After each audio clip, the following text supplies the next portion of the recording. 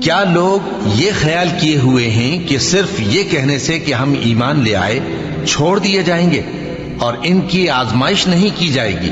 اور جو لوگ ان سے پہلے ہو چکے ہیں ہم نے ان کو بھی آزمایا تھا اور ان کو بھی آزمائیں گے، سو اللہ ان کو ضرور معلوم کرے گا جو اپنے ایمان میں سچے ہیں اور ان کو بھی جو جھوٹے ہیں۔ کیا وہ لوگ جو برے کام کرتے ہیں یہ سمجھے ہوئے ہیں کہ یہ ہمارے قابو سے نکل جائیں گے؟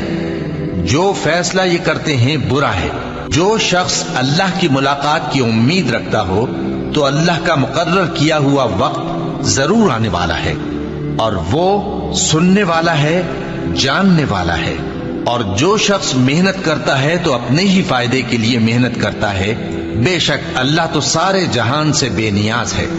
اور جو لوگ ایمان لائے اور نیک عمل کرتے رہے ہم ان کے گناہوں کو ان سے دور کر دیں گے اور ان کو ان کے اعمال کا بہت اچھا بدلہ